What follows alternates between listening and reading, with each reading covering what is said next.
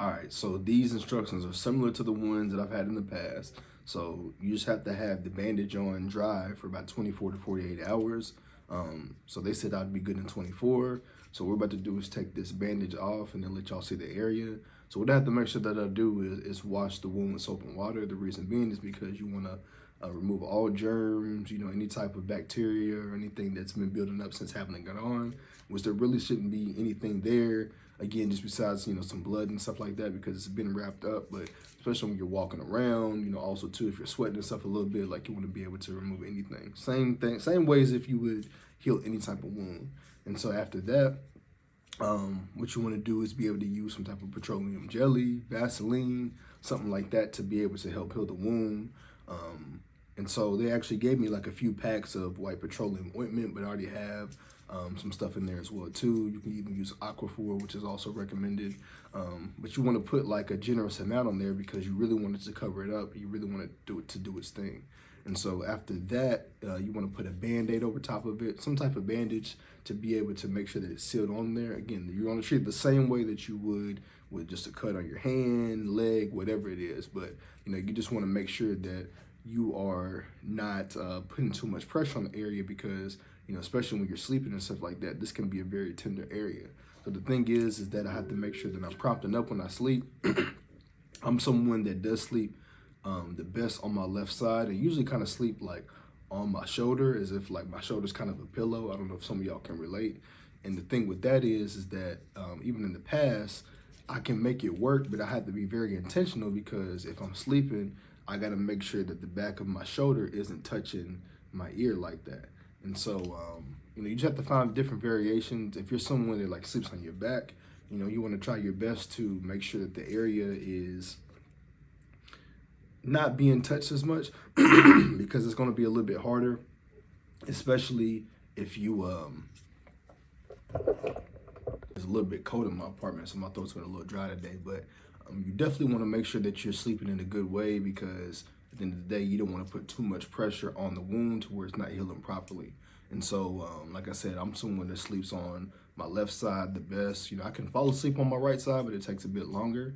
And so if you're someone that sleeps on your back, though, which they say is the best way to sleep, you really want to make sure that you're staying elevated and trying your best to more so lean your head slightly to the side where the keloid's not been removed. So for instance, if I'm laying on my back and I'm staying elevated, which is going to be the best, I do want to make sure that I'm not leaning too much onto my left side because if I do, then I'm going to be doing it a disservice because then, the keloid again is not going to heal. I'm going to have like a lot of blood that's probably going to be getting all over my pillows and everything. And even it's probably going to mess up the bandage because when you have a bandage and it gets too much liquid on it, then it's not going to be able to do its job. So there's different ways to get around it.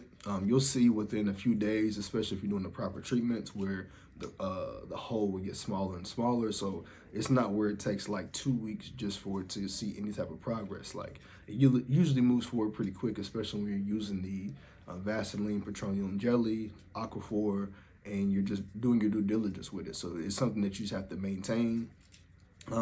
It's something to where you can't just like lack on. And I have made sure that each time I had a surgery that I was being like very, very particular with how my routine and stuff was.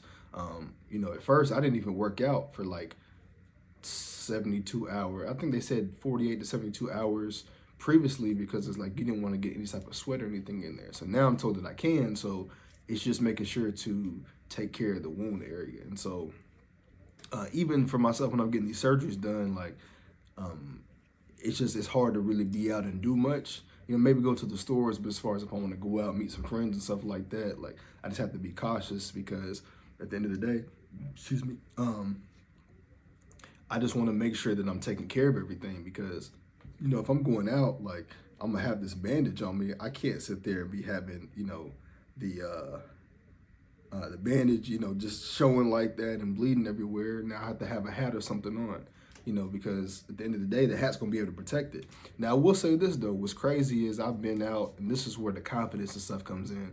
I've been out before with the bandage and stuff on because there's nothing I can do. So I had to be out with my boys and stuff like that, and which I don't mind. And so at the end of the day, it is what it is. Like, hey, you're having a surgery done to be able to better help yourself and to have a transformation, right? Like, I'm not a person where now that I feel any type of way about that, because it's just the way of life. But as far as if I have the space where I can be intentional to where I don't have anything going on and I can sit back and relax, that's the best thing for me. But I'm telling you, like, if you watch my other videos and you've been keeping up with the content, when it comes to building confidence, like, these type of things are what have made me or been a part of what has made me to get to the level that I am with my self-esteem and my confidence. Because I mean, I remember times where, like, I get surgeries done and, me and my boys is going out to get some dinner. And it's like, at the end of the day, I don't want to feel like that I'm being left out, or that if I want to have a good time, I just got to go out. And so I literally would go out and have like a whole patch on the back of my head, or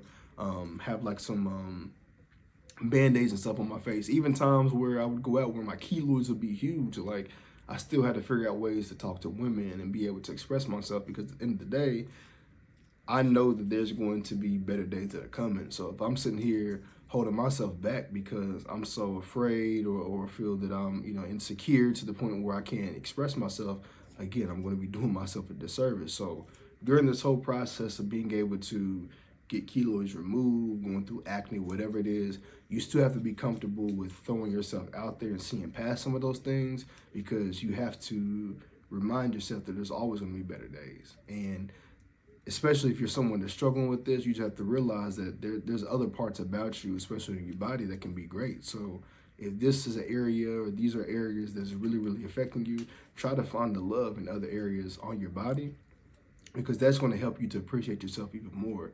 And you just got to realize it's a journey. It's something that isn't going to happen overnight, but it's one where you got to be consistent. And you may not get the full result that you want in a certain span of time, but you have to be able to appreciate the minor results. So for instance, times where I was getting my keloids removed, okay, yeah, they may have came back, but if they're coming back smaller than before, then hey, that's a win for me, because if I'm growing in facial hair, it might cover it up a bit.